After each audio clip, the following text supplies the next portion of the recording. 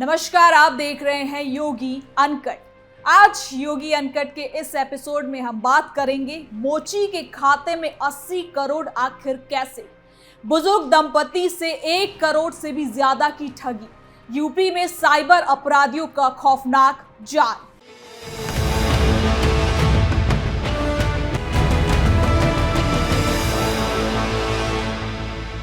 उत्तर प्रदेश में साइबर अपराध अब केवल ऑनलाइन ठगी तक सीमित नहीं रह गया, बल्कि ये संगठित अपराध का बड़ा रूप ले चुका है। कानपुर, लखनऊ और प्रदेश के कई शहरों से सामने आए ताजा मामलों ने ये साबित कर दिया कि साइबर ठग अब आम लोगों की जमा पूंजी पर ही नहीं, बल्कि पूरे बैंकिंग सिस्टम और लोगों की मानसिक स्थिति पर हमला कर रही है। कहीं मोची के बैंक खाते में 80 करोड़ रुपए का ट्रांजैक्शन किया जा रहा है, तो कहीं बुजुर्ग दंपत्ति को आतंकवाद और गिरफ्तारी का डर दिखाकर 1 करोड़ 29 लाख रुपए ठग लिए जा रहे हैं। इन घटनाओं ने पुलिस प्रशासन और जनता सभी को चिंता में डाल दिया है। मोची के खाते में 80 करोड़, यूपी में साइबर ठगों का खेल, 656 शिकायतों का खुलासा। योगी अनकट में सबसे पहले बात कानपुर से सामने आए मामले की करते हैं, जिसने सबको चौंका के रख दिया है। यहां पुलिस और एसटीएफ ने एक बड़े साइबर गिरोह का खुलासा किया। जांच में पता चला कि पंजाब से चल रहा ये गिरोह अलग अलग राज्यों में लोगों को फंसाकर करोड़ों रुपए की ठगी करता था। जब पुलिस बैंक खातों की जांच कर पहुंची वहां तक, तो एक ऐसा खुलासा हुआ जिसने सभी को हैरान कर दिया। आपको बता दें कि एक मोची के नाम से खुले बैंक खाते में केवल 3 महीने के भीतर 80 करोड़ रुपए का लेन देन किया गया था। ये रकम किसी व्यापार या वैध कारोबार से नहीं आई थी, बल्कि साइबर ठगी के जरिए जुटाई गई थी। आरोपियों ने इस खाते का इस्तेमाल पैसे इधर उधर करने, रकम को अलग अलग हिस्सों में बांटने और जांच एजेंसियों से बचने के लिए किया। पुलिस के मुताबिक ये खाता केवल नाम का था, असली संचालन साइबर गिरोह कर रहा था। तो वहीं ऐसे खातों को म्यूल अकाउंट कहा जाता है, जहां गरीब, अनजान या फिर जरूरतमंद लोगों के नाम पर खाते खुलवाकर उनका इस्तेमाल अपराध में किया जाता है। जांच में यह भी सामने आया कि इस खाते के खिलाफ देश भर से 656 शिकायतें दर्ज थी, यानी जिस लोगों से ठगी हुई उनकी रकम किसी न किसी तरीके से इसी नेटवर्क तक पहुंचती थी। उत्तर प्रदेश के नोएडा, आगरा, मथुरा, सहारनपुर, कानपुर, बाराबांकी और कई जिलों के मामले इससे जुड़े हुए पाए जाते हैं। इससे ये साफ है कि ये कोई छोटा गिरोह नहीं, बल्कि राष्ट्रीय स्तर पर फैला हुआ साइबर नेटवर्क था। एक अमित राठौर है, उनके 12,82,000 का उनके साथ साइबर फ्रॉड होता है ट्रेडिंग के रूप में, और इन्वेस्टमेंट के लिए उनको एक लिंक भेजा गया था और उस एक प्लेटफॉर्म पर उनसे उनके इन्वेस्टमेंट कराया गया था, और बाद में जो है वो बंद हो गया, उनका लिंक बंद हो गया। फिर उन्होंने एक कंप्लेन कराई थी। उसकी इन्वेस्टिगेशन में हमारी टीम ने वो पैसा उनका कहाँ कहाँ ट्रांसफ़र हुआ है, तो विभिन्न बैंकों से होकर के एक खाते को हम लोग ट्रैक करने कामयाब हुए, और उस खाते में भारी मात्रा में पैसा आ रहा था। इसके हम लोगों ने पंजाब, इसका लिंक जो लड़के थे वो पंजाब के पाए गए। उस खाते में करीब 3 महीने के अंदर 80 करोड़ रुपए का ट्रांजैक्शन हुआ था, और एके ट्रेडिंग कंपनी के नाम से वो खाता खुला हुआ था।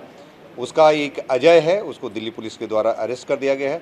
2 लोगों को, करण और गुलशन को, हमारी टीम ने अरेस्ट करा है। कुछ लोग अभी इसके फरार हैं। इनके पास से काफ़ी कागजात मिले हैं, काफ़ी डिटेल में कई फर्मों के डिटेल मिले हैं, बैंक के चेक्स मिले हैं, और ये पंजाब के रहने वाले, कुछ इंटरनेशनल कॉलिंग का इनका पता लगा। और उत्तर प्रदेश में इस गैंग के खिलाफ 13 एफआईआर पंजीकृत हैं। उत्तर प्रदेश से ही 26 करोड़ रुपए का साइबर ठगी इस अकाउंट में हुई है, और टोटल मिलाकर के 80 करोड़ का 3 महीने का हम लोग जो स्टडी करी है उसकी ठगी हुई है। पुलिस ने आरोपियों के पास से mobile phone, ATM card, chequebook, Facebook SIM card और कई दस्तावेज बरामद किए हैं। शुरुआती पूछताछ में पता चला कि गिरोह सोशल मीडिया, फर्जी निवेश योजनाओं, शेयर ट्रेडिंग, डिजिटल अरेस्ट और बैंक केवाईसी अपडेट जैसे तरीकों से लोगों को निशाना बनाता था। बुजुर्ग दंपत्ति से 1 करोड़ से भी ज्यादा की ठगी, आतंकवादी बताकर लूटा पैसा। दूसरी ओर लखनऊ से सामने आया मामला लोगों को और ज्यादा डराने वाला है। यहाँ साइबर अपराधियों ने एक बुजुर्ग दंपत्ति को फोन किया और खुद को सरकारी एजेंसी का अधिकारी बताया। उन्होंने कहा कि 4 आतंकवादियों को पकड़ा गया है और पूछताछ में दंपत्ति का नाम सामने आया है। इसके बाद कहा गया कि उनका बैंक खाता हवाला और आतंक फंडिंग से जुड़ा हुआ है। फोन पर यह सुनते ही बुजुर्ग दंपत्ति घबरा गए। ठगों ने खुद को कभी एटीएस अधिकारी बताया, कभी सीबीआई और कभी कोर्ट अधिकारी। इसके बाद वीडियो कॉल पर नकली वर्दी पहन के लोगों ने यह दिखाया और फर्जी दस्तावेज भी दिखाए और कहा गया कि मामला बेहद गंभीर है, इसलिए तुरंत जांच में सहयोग करें। इसके साथ ही दंपत्ति को यह भी कहा गया कि अगर उन्होंने किसी से भी ये बात बताई तो उन्हें तुरंत गिरफ्तार भी कर लिया जाएगा। लगातार मानसिक दबाव बनाकर उन्हें कई घंटों तक फोन और वीडियो कॉल पर रखा गया। इसी दौरान उनसे अलग अलग बैंक खातों में कुल 1,29,00,000 रुपए का ट्रांसफर करवा लिया गया। और जब तक उन्हें ये समझ में आया कि वो एक ठगी का शिकार हो चुके हैं, तब तक जीवन भर की जमा पूंजी जा चुकी थी। इस मामले में सबसे ज्यादा दर्दनाक बात ये रही कि परिवार पहले से कैंसर जैसी बीमारी और तनाव से जूझ रहा था। ऐसे समय में अपराधियों ने उनकी कमजोरी का फायदा उठाया है। डिजिटल अरेस्ट का नया जाल, यूपी में साइबर माफिया सक्रिय, ठगों का खौफनाक नेटवर्क। इन दोनों मामलों में तरीका अलग अलग था, लेकिन अपराधियों की सोच एक जैसी थी। कानपुर वाले केस में लालच का इस्तेमाल किया गया, लोगों को निवेश, मुनाफा और ऑनलाइन कमाई का झांसा दिया गया। वहीं लखनऊ वाले मामले में डर का इस्तेमाल किया गया, गिरफ्तारी, आतंकवाद, कोर्ट और सरकारी कार्रवाई का डर दिखाकर लोगों को फंसाया गया।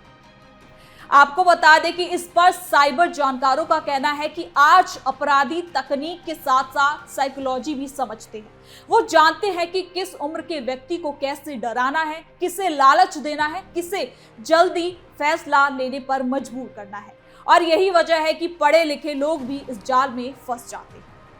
तो वही पुलिस ने लोगों से अपील की है कि किसी भी सरकारी एजेंसी का अधिकारी फोन करके पैसे ट्रांसफर नहीं कराता।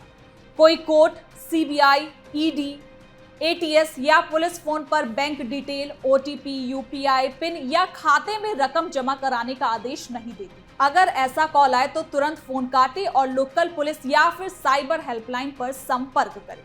आपको बता दें कि साइबर अपराधियों के खिलाफ कार्रवाई लगातार हो रही है, लेकिन उनकी चालें भी हर रोज बदलती जा रही है।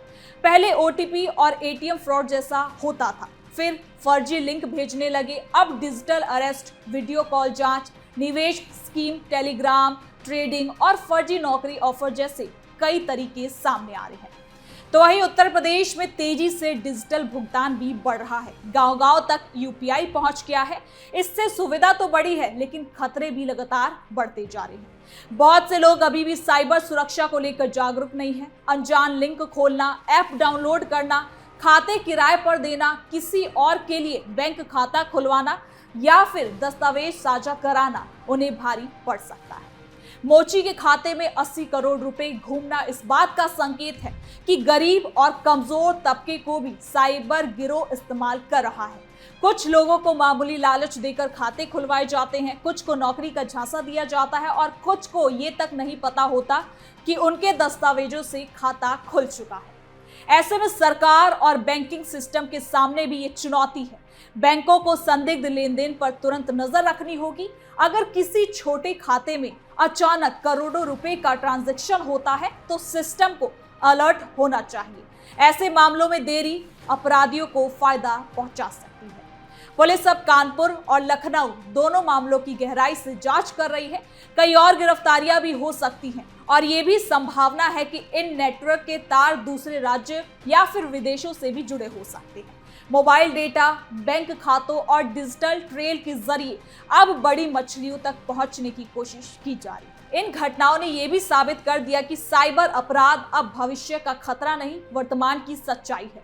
अगर लोग सतर्क नहीं हुए तो कोई भी अगला शिकार बन सकता है, चाहे वो करोड़पति हो, बुजुर्ग दंपत्ति हो या फिर गरीब मजदूर। साइबर ठग हर किसी को निशाना बना रहे हैं। तो फिलहाल के लिए योगी अनकट में इतना ही। देखते रहिए कैपिटल टीवी उत्तर प्रदेश। कल फिर मिलेंगे नई खबर के साथ। धन्यवाद।